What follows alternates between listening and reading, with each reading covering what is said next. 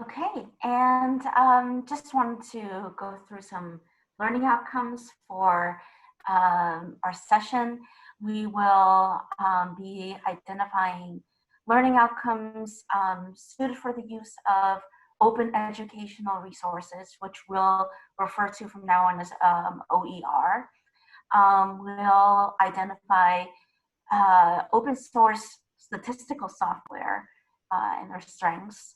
Will distinguish different OER permissions, and will locate resources for accessing and creating OER.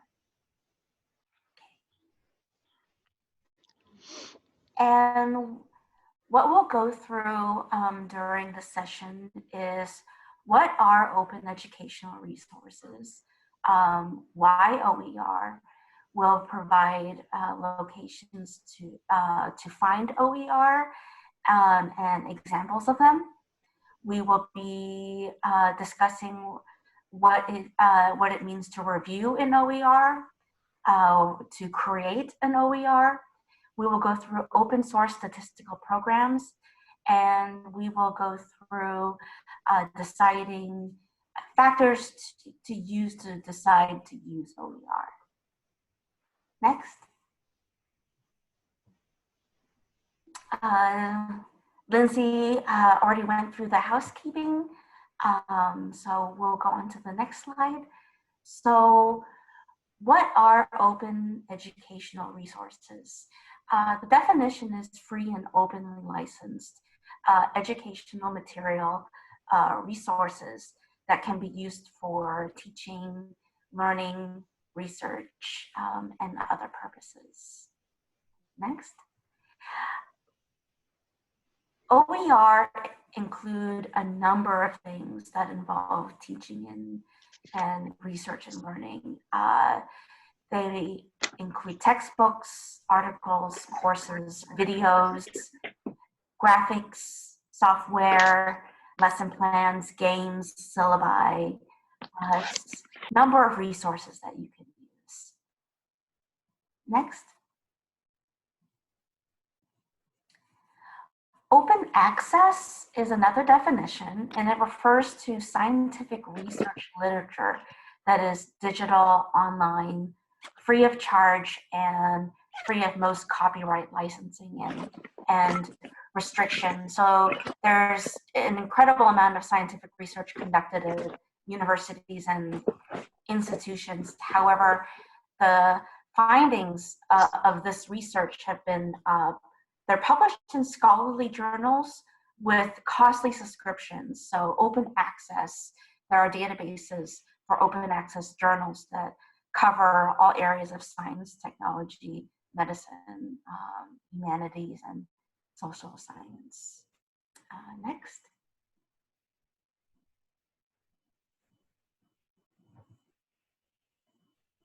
Next. Oh, there we go. Open source software. Sorry about that. Eric will be going through this later in our presentation, but it's software that can be freely accessed, used, and changed and shared in a modified or unmodified form by anyone. Okay, hi everyone, this is Erin.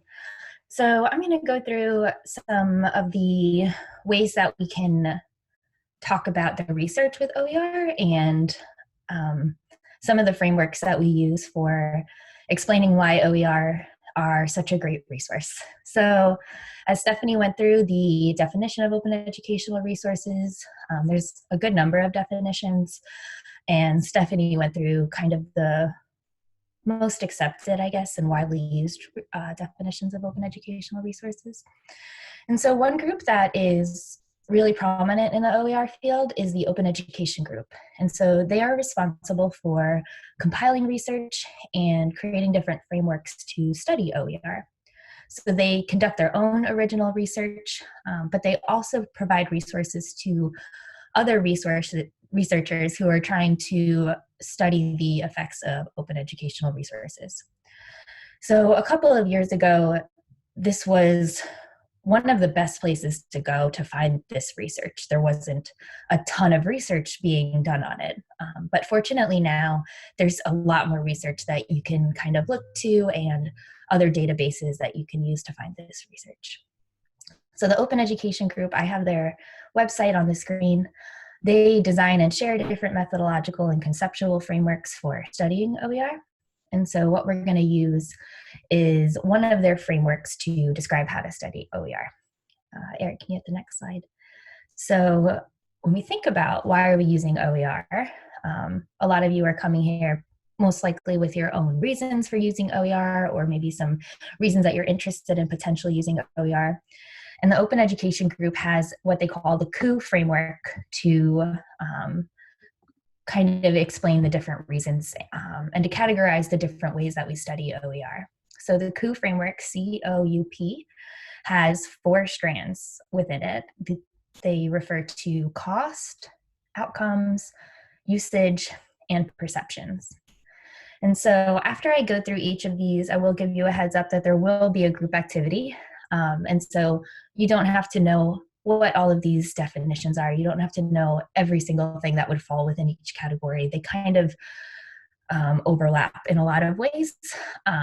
But just if you, I don't know if you'll have access to this slide, just write down COUP and what each of these stand for. And that should kind of give you a good starting point for the activity that we're going to do in a little bit.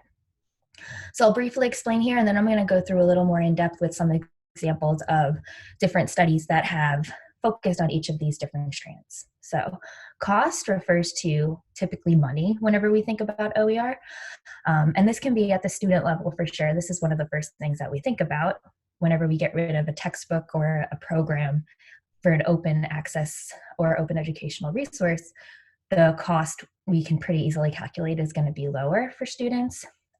But then there's also some other studies that look at some of the broader impacts of OER and how they can impact an entire university. I'll talk a little bit more about some of that research. The outcomes are typically at the student level, so student learning outcomes and how OER affects students' performance in courses. Usage studies refer to typically instructor level type of usage, and these are really interested in kind of describing and sharing information about how people are using OER, but also looking at some of the additional benefits that we see whenever faculty use OER in their own courses. And then perceptions. So these can be student level, instructor level, and beyond. It's really important to study this because there could be the misconception that, well, if it's free, then it must not be a good quality. And so there's a lot of research that goes into understanding how people perceive OER before they use it, after they use it. So now I'll go through some of the research that we've seen and some examples within each of these different strands. Next slide. So as I said, cost is usually one of the first measures and one of the easiest things to measure whenever we implement OER in our classrooms. And so this can be the cost of previous textbooks or any other materials that were previously assigned. And so that's one measure that is pretty easy to calculate. Another measure that we've looked at looks at the entire university and institutionally how OER can have really positive results and support OER in terms of cost at the university. And so the idea here is that we'll get into learning outcomes next, but with OER, there's definitely some research supporting that learning outcomes can be improved whenever you implement OER in your classes.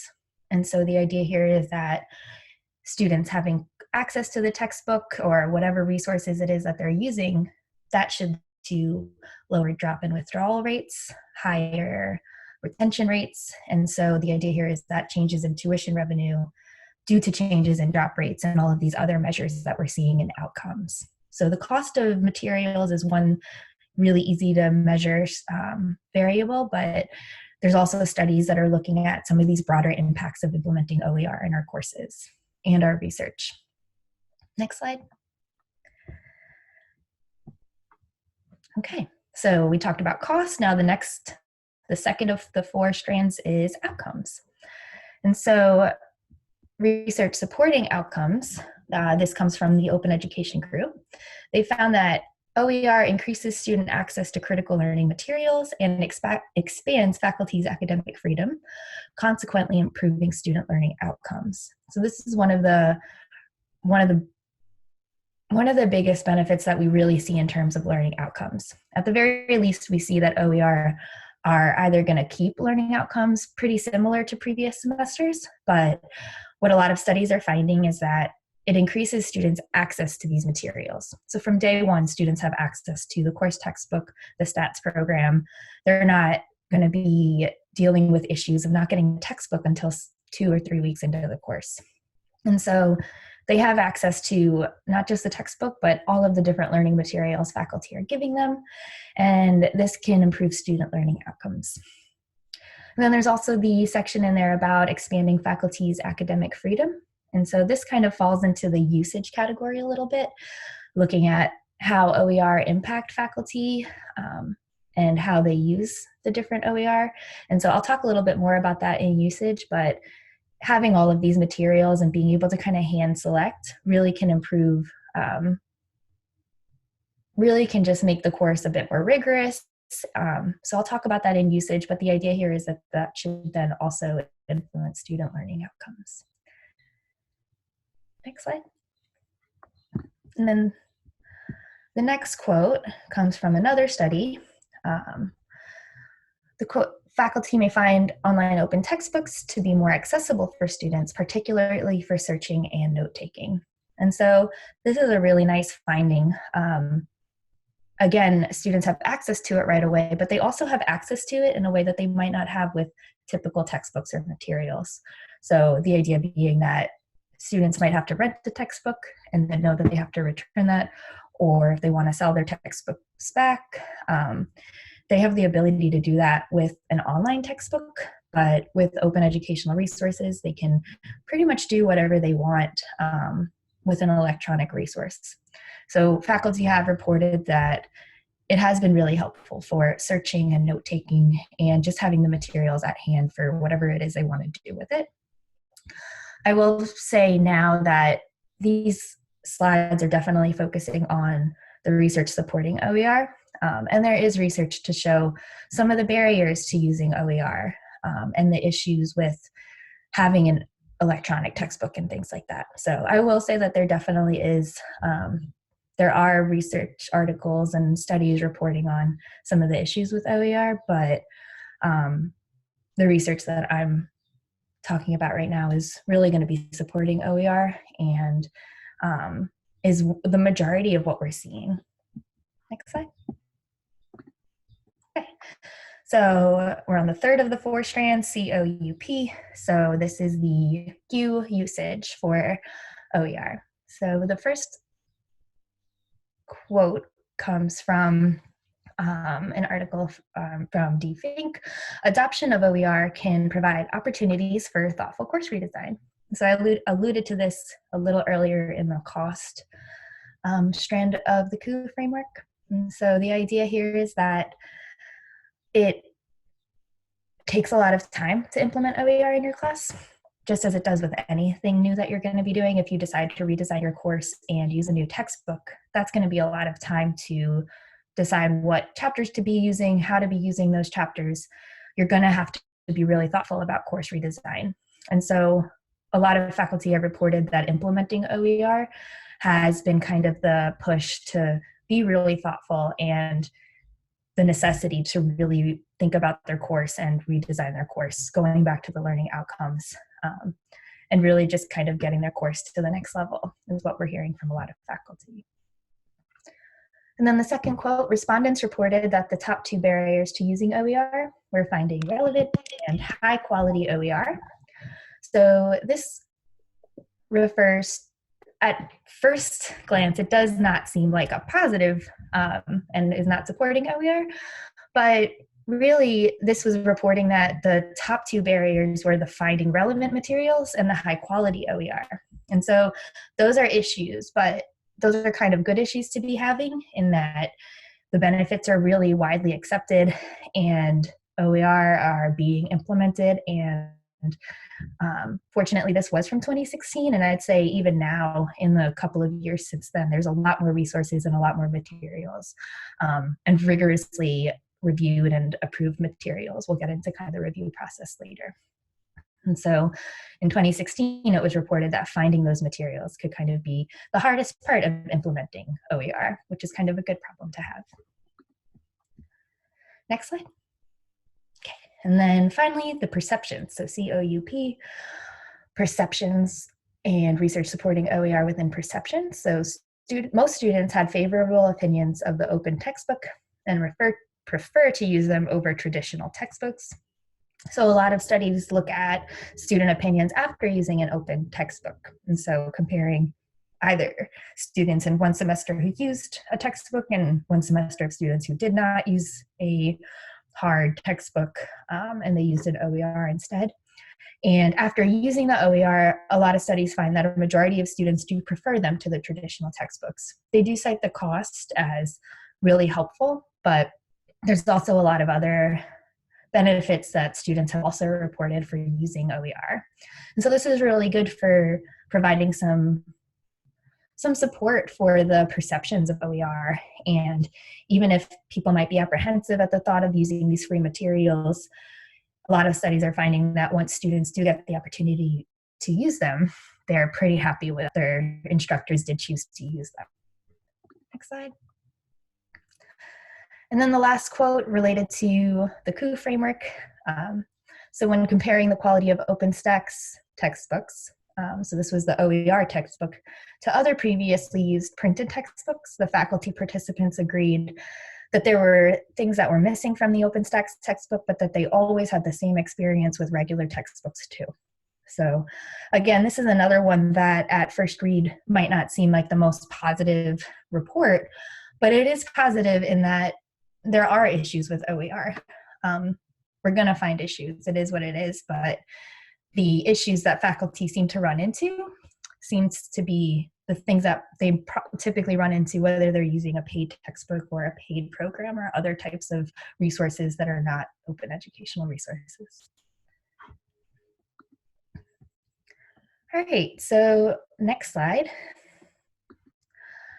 So first, I guess I'll pause for I'll do 10 seconds. I usually do 20 in my classes, but I think y'all will post your questions a little quicker, hopefully. So just go ahead and post any questions in the chat or raise your hand, and I'll just pause for a second while I set up the groups.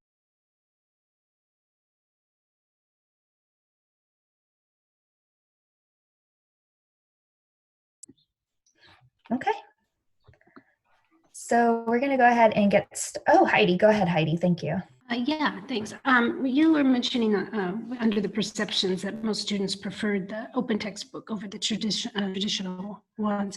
I'm wondering, was that traditional hard, paper, the hard version of textbook, or also comparing that with digital versions of traditional textbooks? That's a good question. So I think from that study, it was a typical hardcover, thick textbook. But you also bring up a really important distinction. Just having an electronic textbook, students can still have to pay for those. And yeah. Because in my last semester, I had one textbook, and most students had the hard, traditional hardback, paperback, whatever. And then a couple had the digital version. And one thing I noticed for the ones that had the digital version, the page numbers were not the same as in the hardback. And, they got frustrated. I got frustrated for them.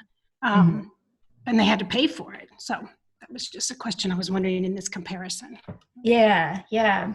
I think that this one was directly looking at, and I think they used the OER, the OpenStax OER. So the OpenStax textbooks, we'll talk a lot more about that in a little bit. But that's a really good distinction. And there are some issues with using these electronic textbooks. Yeah. Okay, thanks. Yeah. Jesse, one more question? Yeah, mine was similar to that, but it was about the last study that you talked about, the one where the faculty participants said that things were missing. And was that in comparison to e-textbooks or hard version or, I don't know, regular textbooks? Thanks. Yeah, I think from that study, that was comparing directly a hard textbook business as usual that we think of with textbooks, and then implementing the OpenStax textbooks, which we'll talk a little bit more about. Yeah. Important distinctions to think about for the findings of these studies. Does that answer your question, Jessie? Yep, that's great. Thanks, Erin. Awesome. And so I see Joseph pointed out in the chat that you haven't used OER because there's not a lot of resources supporting the material, the way that textbooks might have an entire battery of modules and quiz questions and things like that. And so Stephanie's going to go through and Eric are going to go through a ton of resources. So many resources, you're probably going to be like, I can't do this all, and you can't do it all. That's okay. But hopefully some of those resources will have the additional resources that you're looking for. All right, so we're going to jump into the breakout groups. And during this time, we're going to jump in and just check in, say hi, but feel free to ask any questions if you have them to us. So we're going to put you in groups just to discuss why you're here, just as we would in any type of workshop. And I really just want you to think about, why OER are useful for your purposes and bring the reasons that you're here. Obviously, what's great about you being here is that you're already here. And so you listened to me talk about the research supporting it, but hopefully we've got a little bit of buy-in already.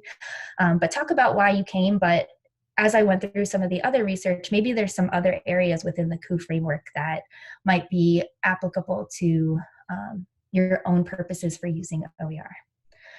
So we're going to do this for 10 minutes. Again, just talk about it within the COO framework, and then we'll have a couple of people report back from their groups after. So if you want to report back as a group, just kind of designate someone to report back after. And that's the idea. So the framework is there to kind of guide the discussion, but there's overlap, and that's okay. All right, so I'm going to go ahead and put you in the breakout groups, and then we'll jump in for any questions.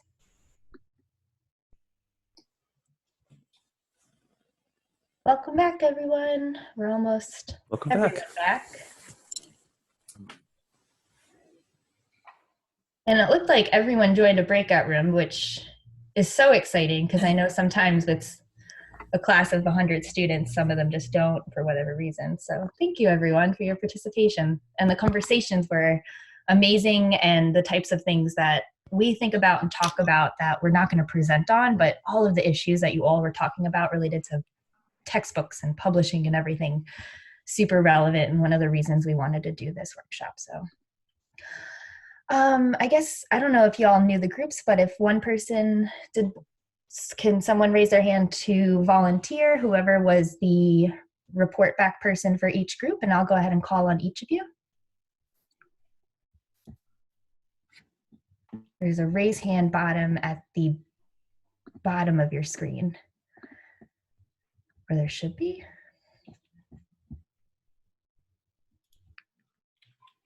It might be next to reactions. Thanks, Eric. Or if someone wants to just unmute themselves, you can do that instead of raising your hand if you want to report back. If it's okay, I'm Tara Gargano. I'm happy to start for our group. Please do. Thanks, Tara. Okay, absolutely. So we talked a lot about specific reasons that we're here for this particular training. Obviously, we want to figure out how we can identify reliable and rigorous resources to use with our students, knowing that moving forward, a lot of what we're doing is going to be online. And several reasons for that included, obviously, cost to students, and being able to think through some of the structure of what we hope to do with students in the classroom. So we had a conversation about what kind of resources we're looking for. Some were very specific that had to do with databases and maps, which I believe resonated with people in our group from a previous training that you all in CTRL had done. Some of it had to do with, are there open education resources beyond just readings and databases that can help us think about how to structure our time from a pedagogical perspective with people in an online space or in the classroom? So are there training books or other things that we can turn to that might help us with that? And we also talked about being able to help locate resources for people who reside outside of the United States that we might collaborate or work with who don't have access to the same resources that we do at American University or through the networks and other electronic resources that we have access to. So thinking about collaborating with people outside the United States and what resources can we bring into those collaborations that are accessible to everyone in the group and not just us as faculty at AU. Great. Yeah, all great and really relevant right now. So the quick move online, OER were a really great resource to have. Students could still access them. But then thinking about access, students in other countries and other places right now who don't have access. Great. Thanks, Tara. All very, very relevant. And the pedagogical resources is one thing I haven't really thought about, but that would be a really great resource to compile on the CTRL website to share some of these textbooks about pedagogy and teaching. So thank you. Another group report back? I think Gwendolyn has her hand raised as well. Gwendolyn. I was raising my actual hand because I couldn't find the right button. Sorry. So in our group, we talked about a number of different things. We talked about there's a lot of concern about student cost. And I think that's a huge part of what is driving this. In addition to that, kind of some upset with the predatory practices of some of the textbook publishers, and in particular, the constant kind of pressure to adopt the latest edition and to create new editions in which there's no real reason to do so because almost nothing has changed and so forth.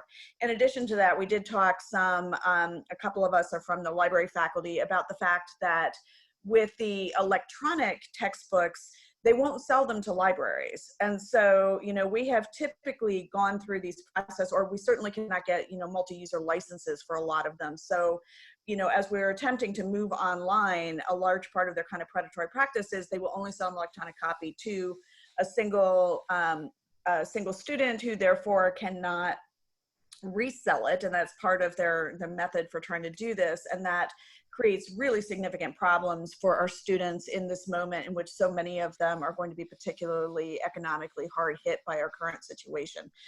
Additionally, we were talking about the fact that, you know, there's often, like, traditional textbooks are not necessarily better than OER. So we have a lot of interest in trying to figure out how do we identify and find good OERs. And in particular, OERs for certain topics that have test banks, that is a concern, especially in some of the areas like statistics and so forth. Yeah, so just the quality of the readings, how do we find them, and like the textbook, and then this whole drive around the problems of, and just so everyone also knows, one of the things that apparently only the librarians in the room knew, buying electronic books is always more expensive. It is not cheaper like on Kindle. So just so you know that. So again, the cost issue is really significant. And thank you, Gwendolyn. Anything else from other members of the group, but. And Hannah Park is in another group. Sorry to call you out, Hannah, but it was really great to have the two of you, at least, that I heard in the groups talking about publishing and some of these other crises that I'm not as familiar with. And so you all were able to really speak to those too. So thank you. Another group, I think we have two more. You can just start talking if we can't get the hands raising. So my name is Hannah, and I'm also a library faculty member. And just exactly, hi Gwendolyn, hi Derek.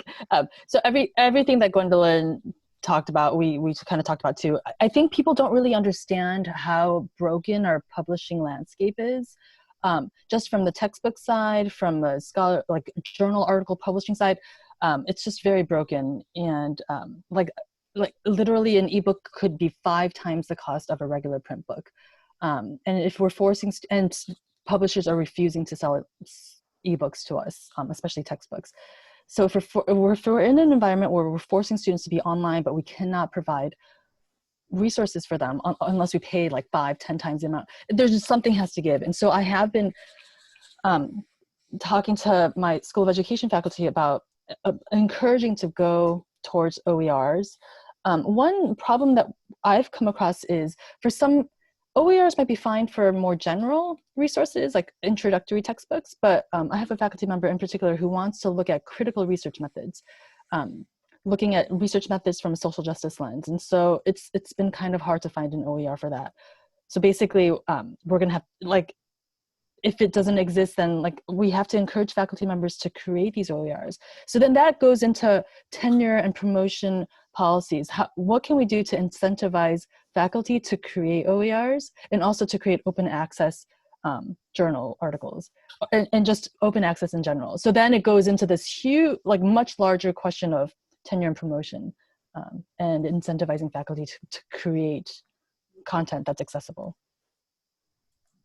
Thanks, Hannah. Eric's going to go through some very relevant, especially in methodology, types of resources, and Stephanie's going to go through a ton as well. So hopefully it's not overwhelming, but hopefully with all of the things that get kind of thrown at you during this, you find some of the relevant things for these, for the faculty that you've been talking to.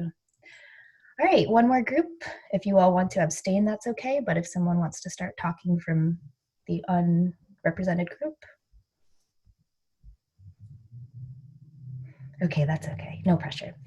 All right, so on to the next slide, please, Eric. All right. Okay.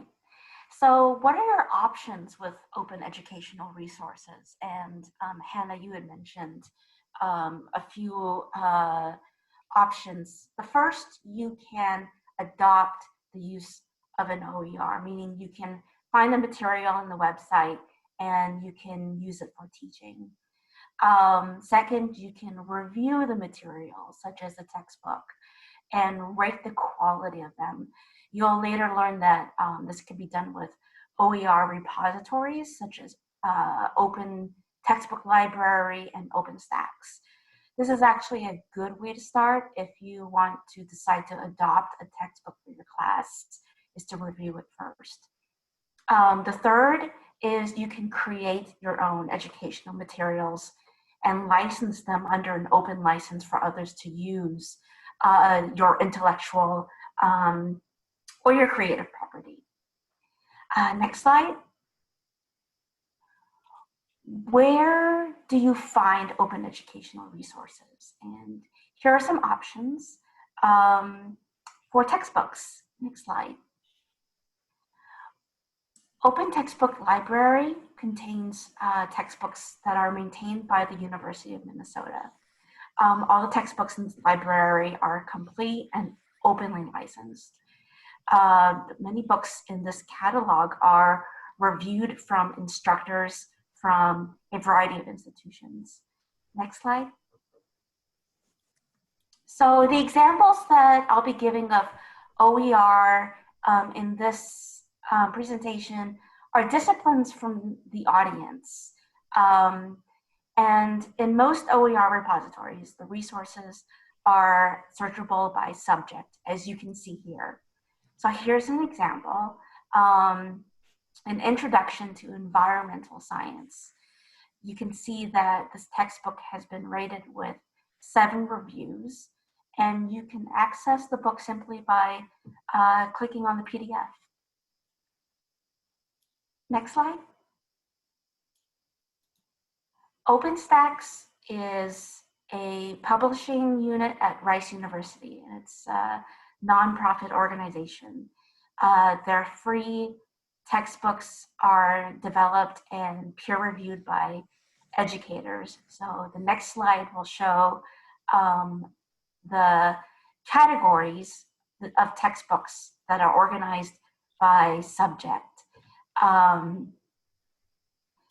Next slide. In this example, we have a textbook on American government.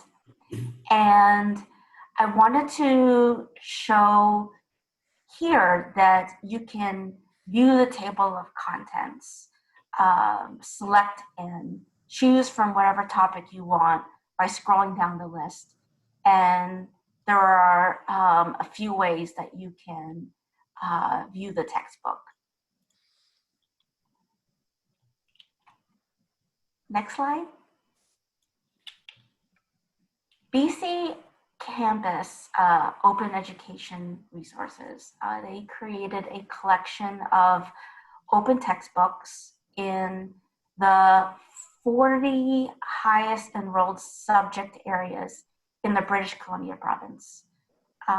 They have additional 20 textbooks that are targeting trades, technologies, and skills. All their open textbooks are openly licensed, and they're offered in various e-book formats, sorry, free of charge. Next slide. So this is an example that can be relevant to all of us now.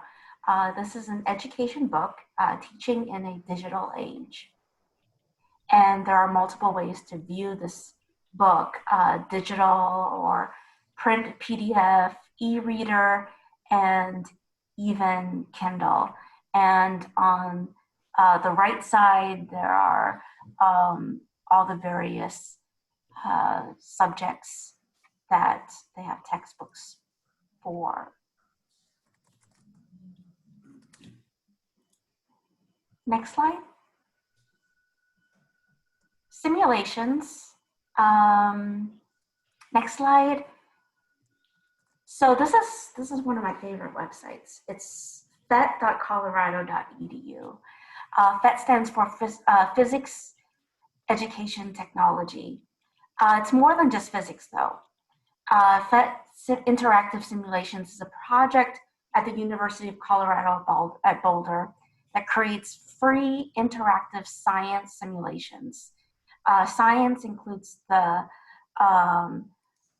earth science, biology, chemistry, physics, and mathematics, such as algebra and calculus. So all FET simulations are freely available from the website and can be run using a standard web browser as long as Flash and Java are installed. Next slide. So you can see here simulations are categorized by subject: physics, chemistry, math, earth science, and biology. And in the next slide, there's an example. There are examples in biology. I noticed that we have faculty in biology in the audience. Next slide. Next, for modules. So next slide will show Merlot. It stands for Multimedia Educational Resource for Learning and Online Teaching. That's a mouthful, but it's a free and open online community of resources. It's designed for faculty and students in higher education to share learning materials and pedagogy. It has tens of thousands of discipline-specific learning materials and learning exercises. Many are peer-reviewed. Next slide. The resources can be filtered by discipline. They can be filtered by material type, and they can be filtered by audience, such as K through 12, college lower division, college upper division. It can be filtered by the module, the mobile platform, the ratings, and even accessibility. So you just go to the button that says go to material, and you are directed to the course materials. Next slide. Right here. So you could just select the topic, go to the material, and then you are directed to the materials. It may not be PDF. It could be Google Drive. It could be e-reader, but you can see that there's peer review here. And yeah, more about the material. Next slide. There are complete courses that you can get ideas from. Next slide shows the Sailor Academy. The Sailor Academy, it's a nonprofit that offers free and open collection of college level courses. They're aimed to fulfill the same learning objective as traditional college courses. And there are nearly 100 full-length courses at the college and professional levels, totally asynchronous and self-paced. Next slide shows that the courses are organized by discipline again, and within each of these these subjects are just a lot more topics. And the next slide, it will be an example of a communications course, principles of human communication, and hours vary by course, but the total time here given to complete this particular course is 56 hours. But it gives you ideas on topics and materials and syllabi and modules that you can select and choose from. Next slide. This is the Open Course Library. It's a collection of shareable course materials that include syllabi, course activities, readings, assessments. They're designed by teams of college faculty, instructional designers, and even librarians. Next slide is an example of an art appreciation course. And in this particular one, the materials, they have resources and they have modules that are in Google Drive that you can just click on. And the next slide is the Massachusetts Institute of Technology, MIT OpenCourseWare. It makes materials used in the teaching of almost all MIT subjects. They're available on the web free of charge. And there are materials from about 2,400 complete courses available. And then the next slide is an example of statistics. And Joseph, I know you're in the audience. You mentioned that you would like supporting material. And in this example of statistics, you have access to syllabus, readings, class slides, assignments, and exams. And next slide. When teaching online, it's good to have a variety of modalities to keep students engaged. And here are recorded lectures and video tutorials. The next slide, we have open MIT courseware again, which also makes recorded lectures and they've substantially increased their video content. But the high cost of making videos means that they can only provide videos for a select number of courses. In the next slide, there's an example of literature. I know there's someone in the audience that is in literature, and this is the film experience.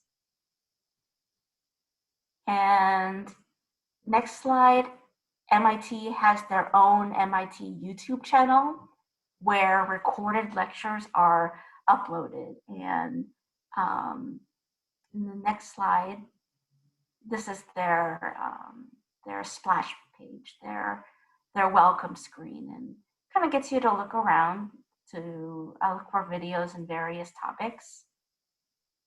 And next slide.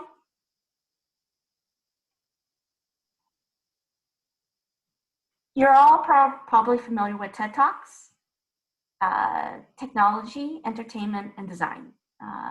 TED Talks you may be familiar with. It's a nonprofit devoted to spreading ideas, usually in the form of short talks. They're usually 18 minutes or less, they say.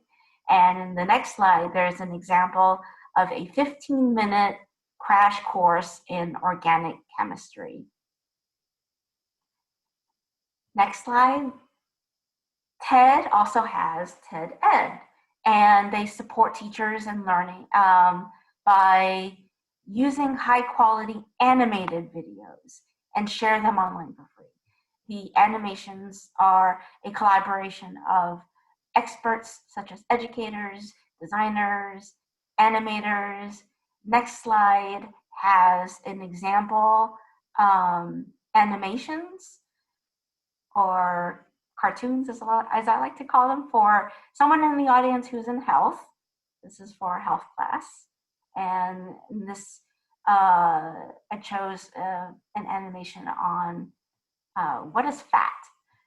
And we will have a opportunity for an activity for you to go through these links and kind of play around with it, see if you can find a topic of your own discipline.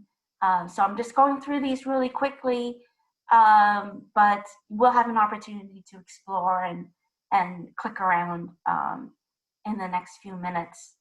Next slide. Now we have general OER searches. Next slide is OER Commons. It's a digital library of educational materials. And from a single point of access in OER Commons, you can search, browse, evaluate resources in OER Commons of over, they say 50,000 OER.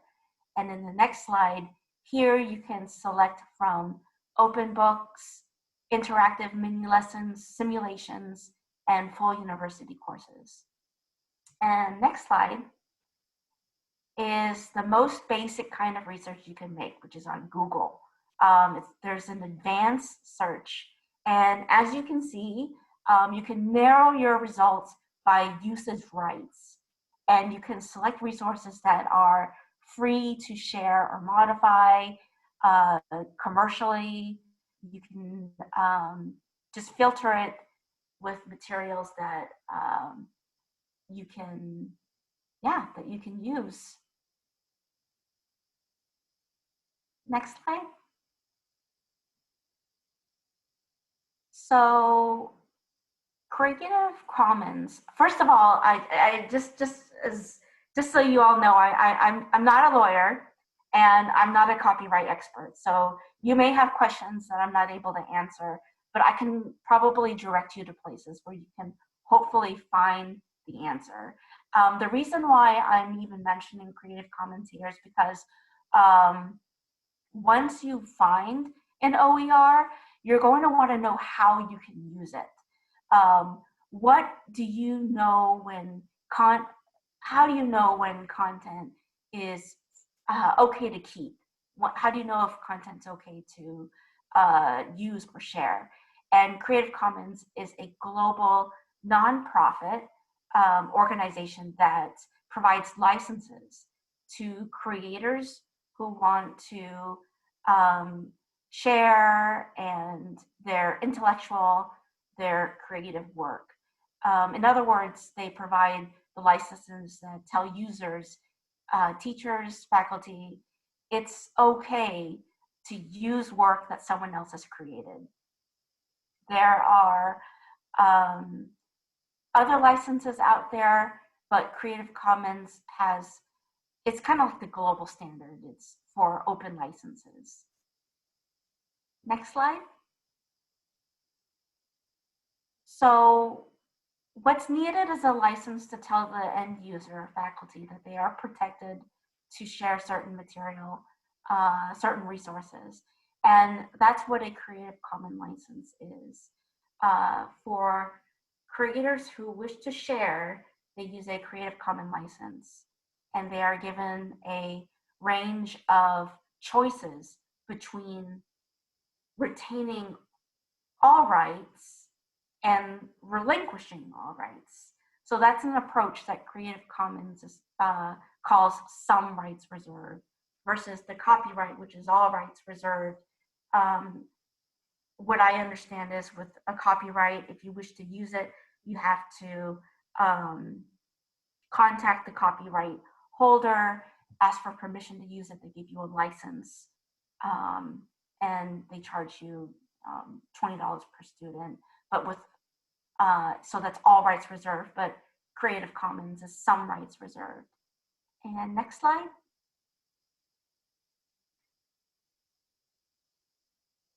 With Creative Commons licenses, there are certain kinds of rights that you can be given. It's called the 5 R's. You might have heard of the 5 R's. Retain, reuse, revise, remix, and redistribute. So just really quickly, retain means you have the right to make, own, and control copies of the content. Reuse, you have the right to use the content in a wide range of ways. Revise means the right to adapt, adjust, modify, or alter the content itself. Remix means the right to combine the original or the revised content with other open content to create something totally new. And redistribute means the right to share copies of the original content, your revisions, or your remixes with others. And next slide. In other words, this is a more basic interpretation of what is allowed. This is actually given by Open Textbook Network, the Open Textbook Library. You can, the 5 R's, or they created another way of interpreting it, which is copy, share, edit, mix, keep, or use. And next slide. For a user, for faculty, there are 6 ways that can determine how you can use the material. And for a creator, there are 6 ways that you can provide permissions. And these licenses, these 6 licenses here, are a combination of 4 symbols, and they stand for stipulations. And really briefly on the next slide, these are the 4 symbols that create the 6 licenses. By means you have to give attribution. It's a term, attribution, that basically means you have to give credit to the creator. And this is common in all 6 licenses. NC stands for non-commercial. You can't use the material to make money. You cannot use it for commercial purposes. SA means share alike, and this license allows you, lets you change the work, even for commercial purposes, as long as you license your new creation with the same license under identical terms. For example, here's an open book. If you change it to Spanish, then the new textbook should have the same license. So that's what SA stands for. ND stands for no derivative. Means you cannot edit or mix with new things. You can't change it in any way and share it with others in the changed form. You can still copy and share the work for any purpose, including commercially. It just, you can't change the work and distribute it. So an example of a derivative is translating a work to a different language. For example, here's an open textbook. You are entitled to copy and share the work, but you cannot share any adaptations of that publicly. And next slide. So now that you know what a Creative Commons license is, any copyrightable intellectual property item with a CC Common license on it is an open educational resource. It's an OER. A textbook with a CC license is an open textbook. So I know that there are probably a lot of questions. I don't know if I'm able to answer them, but I can direct you to the Creative Commons licenses, or if any of you have any comments, feel free to ask or share here. I can probably direct you to the resources. Some of you who may already have the answers for each other, but are there any questions?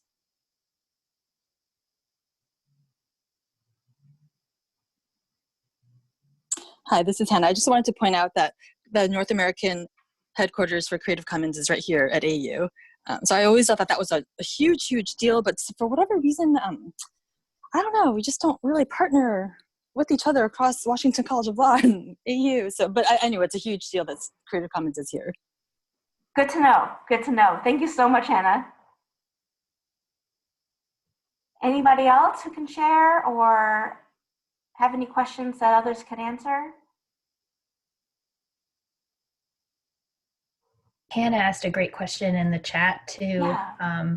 I don't know if you asked this, Hannah, or if you were just bringing this up, but how fair use figures into this. And so fair use describes using copyrighted material for educational purposes. We have a lot of freedom as educators to use copyrighted materials. And so I found a quote from Creative Commons that by design, these licenses do not reduce, limit, or restrict any of these fair use rights. So that was a great point to bring up. Right. By design, Creative Commons licenses should just increase our ability to use different materials. So that's why I've always kind of, so I know that licenses trump kind of, like if you license something, then copyright, there's something about licensing something trumps kind of the copyright law, or if you had to go in order. So in terms of like the no derivatives, Yeah. if you have a no derivative copyright Creative Commons license, but then fair use allows for you to make derivatives. So I've always kind of struggled with that distinction. But anyway, sorry, we're going into the weeds here, so I can look into this myself. It's more of like a legal kind of distinction. Yeah, even another great reason to have WCL here and having Creative Commons, that's wild. And now my brain is thinking like, oh, we should create a team and research this. But really great point to bring up, Hannah. Not in the weeds at all. Thank you, Hannah. David Rose used to be at CTRL, but now he's at Washington College of Law, and he does a lot with open educational resources too. Anyway, we have just so many like people on campus that know so much about this, and so I think that we really need to come together and collaborate more. I think that's really great. I've not met David Rose yet, but I will I will ask to collaborate with him and get more information. That's good information to have, Hannah. Thank you so much. Okay, next slide. We are going to have a individual activity for all of you. We are going to mute ourselves to allow you about 10 minutes to go through the OER repositories that I've shown you. So a list of all the categories of OER and links can be found in the chat. There is a Word document with all of the links, and find a link to open educational resources organized by type and locate an example resource for your discipline. You can identify strengths and weaknesses and reflect if the material aligns with your learning outcomes. Is the material accurate? Is it current? Can the material be used as is? Does it need to be revised or mixed with other content? And does the licensing allow for reuse or remix of the material? So I'll give you about 10 minutes. Stephanie, can I jump in real quick? Yeah. So I had posted a SharePoint link, and it says that you all don't have access, so I apologize for that. But what you can do is underneath of that link, I posted the May Faculty Workshops session link, and that will take you to the page for this workshop. And then under resources, you'll find this document. So thank you. Okay, so I will give you 10 minutes.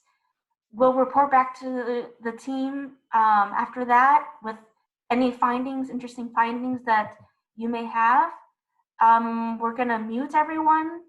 And if you have any questions along the way, just feel free to, I think you can can chat when you're in the groups. Is that correct? Yes, you can chat. Okay, so we will, I'm going to mute you all for your own research, and then we'll come back.